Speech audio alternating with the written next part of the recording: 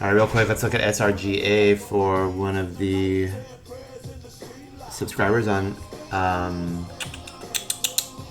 why is my streamer up? On YouTube, get a little Coolio in the background for the boomer old school rap. So, did a little research on the fundamentals. Once again, I'm not a financial advisor, so I cannot give you guys financial advice. This is only for entertainment purposes. Interesting action in SRGA.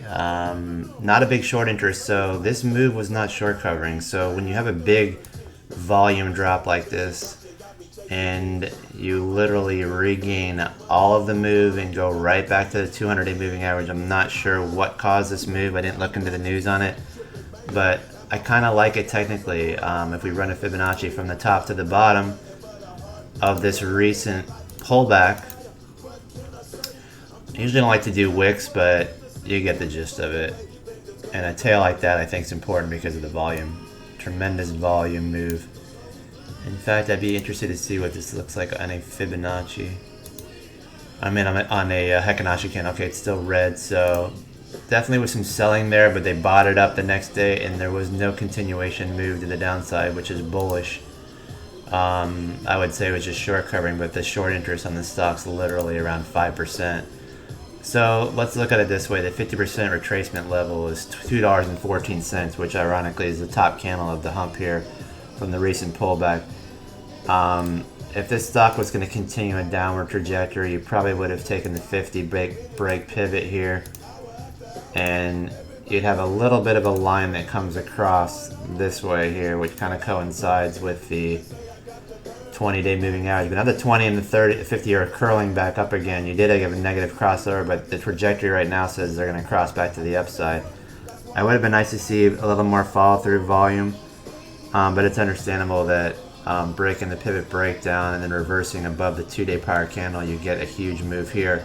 But I'd love to see the follow through. It wasn't any like concern or uncertainty trying to figure out what the next move was. It was literally a blast right back to the upside. So I would say this is bullish action. There might be some fundamental story behind here that I'm not aware of, that traders are definitely willing to step in and buy the hell out of the stock on the pullback, whatever the pullback was for. Let me look at something really quick and then we'll end this. I like this stock, my friend. I would not be opposed to holding it with a stop below that 50% retracement that I just showed you. Let's look at one more thing really quick here, and let me just kind of clear up this here. My apologies. So yeah, you almost have like a transverse, like a cross move here, if I could just kind of say it's like this. So what I mean is, you have this move here, tighten wedge. You can't break above with the wick. You actually close right on the wedge line. And then you break through on volume, but you just kind of break through a little bit, but the wick is the last thing you see, and then you drop back down. Well, then you hit the body, the base of the candle up there again. Little indecision. Is this going to go the other way? Because any break like this on a continuation move would go like this, tight, fall back, retrace, and then fall back again. It didn't. It blew right through. So I like this. And I would say this little cross-section area around $2 is our stop. Upside, who knows in this market. This is a really good market for small caps. Any potential movements to the upside. The only thing I don't like about this is that there's been a lot of like chop, right? You know, so if you were in the stock from this kind of pivot area here, you have this little breakdown. And that little breakdown within the time frame here of this upward trajectory, right? Boom, boom. And then failure. That little pivot becomes the resistance level, as you can see clearly. So that would be another area where I'd look for a bullish move if we cross above there. So I would not be adding to this stock yet, but you can see how pivot points are important. Because that little area, actually I'm off a little bit, which it lines up perfectly with that candle right there, the base of that candle. But close enough, you get the idea. That losing that area was of concern, and then retracing and hitting it So now we want to see some sideways action. We need to stay above the $2 on a close, and then let's see if we can push up above there before we add any shares there, and then we set another stop.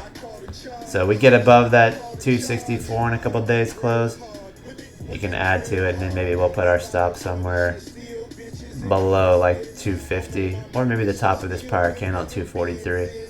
But there's something fundamentally going on here that I like. I don't know if it's the earnings trajectory heading in the right direction, possibly.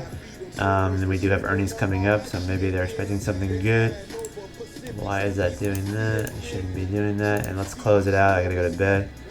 Earnings 225 after the close, Central Time, so whatever that is, 4:30.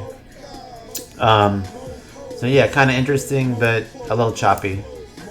I need some more consistency and trajectory on this movement here. But if you know more than I do fundamentally, I kind of like what I'm seeing so far. A lot of activity here. Something's going on. Interesting stock, SRGA, from my friend in the chat.